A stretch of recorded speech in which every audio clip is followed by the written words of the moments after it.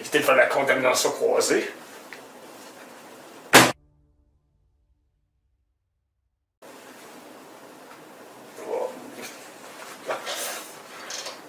Salut tout le monde, c'est Sébastien Demers, le retour de la psychose réelle, épisode 2. Et oui, un autre épisode pour vous taper sur le système. Aujourd'hui, beaucoup de choses au programme, beaucoup d'invités, très importants, dont Monsieur le Premier ministre, un retour sur la manifestation du 3 octobre, et nous recevrons aussi Monsieur Luc Lavoie de TVA Nouvelles qui viendra nous faire une entrevue particulière. J'ai bien hâte de voir comment ça va se dérouler. On est parti. Retour sur la manifestation du 3 octobre. Et oui, la psychose réelle était présente. Le seul média alternatif au persévérant avait le devoir, la dignité, l'honneur d'être sur place. Et oui, nous avons rencontré Alexis Cossette-Trudel et Stéphane Blais. Et oui, et comment la manifestation est terminée? Eh bien, on se disait ça allait se terminer dans la joie et dans la bonne humeur, évidemment. Bien sûr que non. Après plus d'une heure de galage et de recrachage de la frustration aussi qu'on vit depuis des mois, ça a dérapé avec la police. Le docteur Arruda qui s'est dit « Ah, mais écoutez, vous comprenez que moi, je dois descendre à Montréal et aller interrompre cette manifestation. Écoutez, il n'y a pas le 2 mètres pour les masques. On doit intervenir et imposer des tickets de 1500 $, à 5000 $. J'étais sur place. On m'a dit « Monsieur, c'est pas parce que vous êtes dans la psychose réelle que vous êtes épargné. Vous allez avoir un ticket. » J'ai donc mis le masque. Et évidemment, je n'ai pas d'étiquette, ce qui me permet de pogner encore un monster et avoir encore un budget, peu importe ce que je fais en ce moment, pour faire cette émission. Ça, c'est la meilleure, hein. Je vais arrêter de faire trop de promotion parce qu'il y en a une couple, ça va chialer, ils vont dire « C'est pas comme émission! Je fais 4-5 faux comptes! » Ok. Bon, maintenant, il y a eu un effet de transition pour passer ce plan-là. Alright. On va passer tout de suite sans plus attendre à l'entrevue avec le Premier ministre, étant donné qu'on a déjà parlé du 3 octobre. Je pense que là, on s'en va vers une direction pour l'émission. Écoutez, il y avait un journaliste de la psychose réelle qui était sur place à une conférence de presse et on a enregistré l'audio avec M. Legault. Sans plus attendre, à la technique, on met ça. Merci, M. le Premier ministre. Joe Blow de la psychose réelle, journaliste. Vous savez que tout le monde en bas de 30 ans, une personne sur deux a ça entre les mains. Un téléphone. À quand l'application de traçage Claudine 19 qui permettra de retracer le monde qui sont infectés? Premièrement, bonjour M. Demers, je vous remercie de me recevoir à votre émission La psychose réelle. Écoutez, je peux comprendre que vous passez pour un poste conspirationniste, mais on comprend votre humour. Écoutez, je pense que les Québécois devraient avoir l'application très bien vite. On met ça le plus possible rapidement et on a beaucoup de meetings et je dois toujours suivre les consignes de l'OMS et bien sûr le nouvel ordre mondial. Avez-vous d'autres questions, M. Demers? Écoutez, je suis un peu pressé. Écoutez, même mes mouvements sont suivis à la trace avec un bracelet électronique à ma jambe. L'OMS, les Illuminati, les francs-maçons, c'est sûr que je fasse une bonne job. Que je remette rien en question. C'est déjà plus moi qui administre le gouvernement.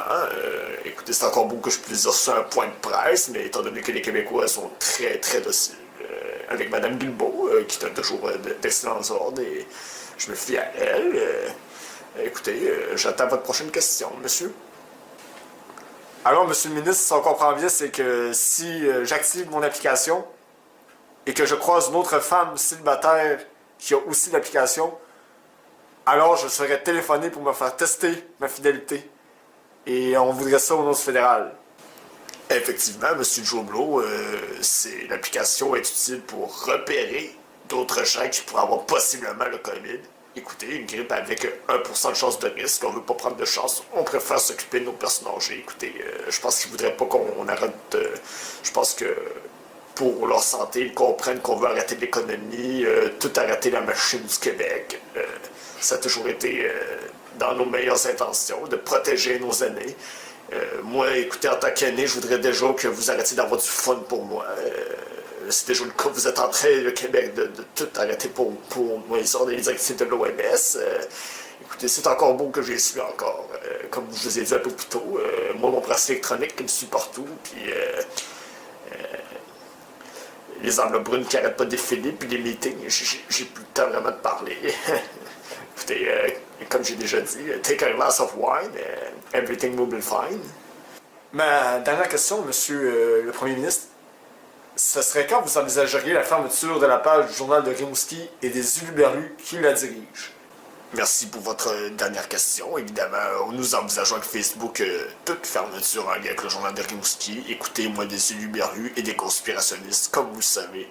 À mon gouvernement, on est du monde très sérieux et on évalue toutes les possibilités, même si on ne prend aucune note dans nos rencontres. Écoutez, c'est pas le moment d'avoir le temps de prendre des notes. On est en crise sanitaire et je crois que notre gouvernement fait les meilleurs jugements et les meilleures décisions appropriées. Je suis toujours à des rencontres avec M. Arruda, Mme Guilbeault, M. Dubé. On regarde toutes les possibilités. Écoutez, si on peut chaque semaine renforcer nos mesures sanitaires pour protéger nos aînés, je crois qu'on va arriver au final à un bon compte. On comprend que les hospitalisations et les morts sont tous en décès, que le journal essaie peut-être de parler de ça, mais ils ne comprennent pas, ces gens-là, que nous travaillons pour le bien du Québec.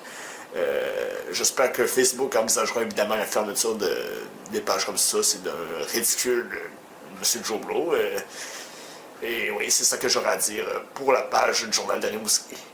Merci. Alors, vous êtes là, c'est bon.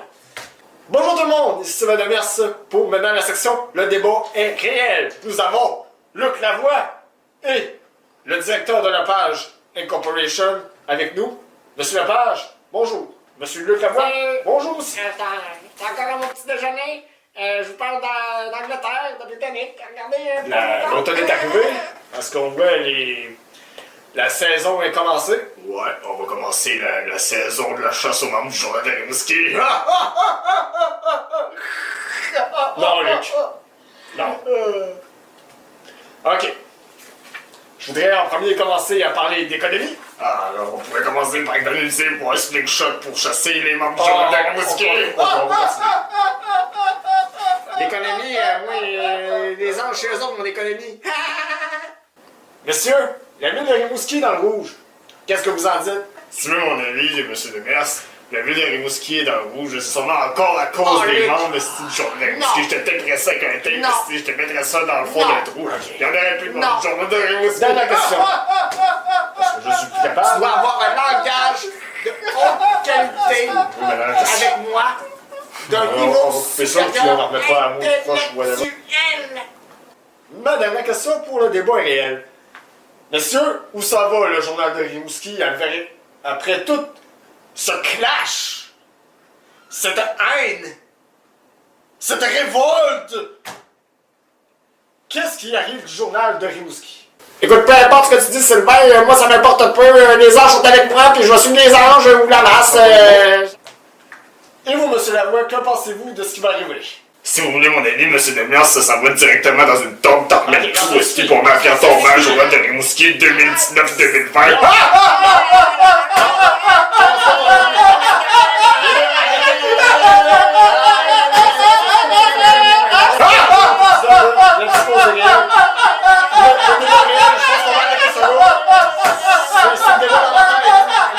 Merci, monsieur.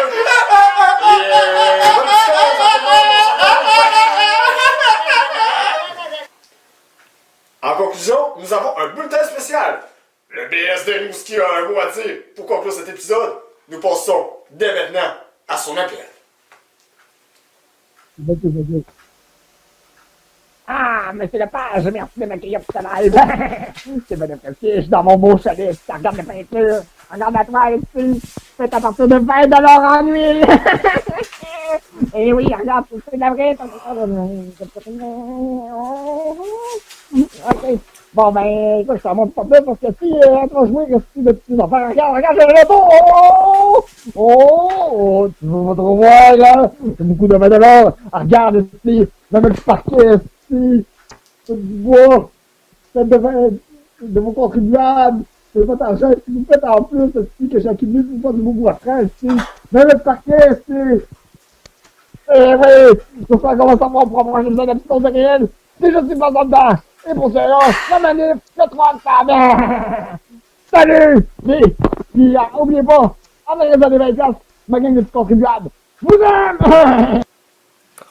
Et voilà, l'épisode 2 est terminé. Déjà, et oui, nous avons eu de nombreux invités. Monsieur Legault a répondu à vos questions pour le journal de Rimouski. Tout est clair, le dossier est classé. Et la manif, eh bien, elle était historique. Ceux qui étaient là, vous faites partie maintenant de l'histoire. Comme le psychose réel. Maintenant, je vous laisse. Je dois déjà préparer une autre émission avec beaucoup d'invités. Évidemment, nous recevons Mario Démon et nous recevons Pierre Pruneau de TVA Poubelle. Je remets mon masque en évitant les contaminations croisées. Oh, j'ai touché un peu trop, là. Regardez bien ça, tout le monde.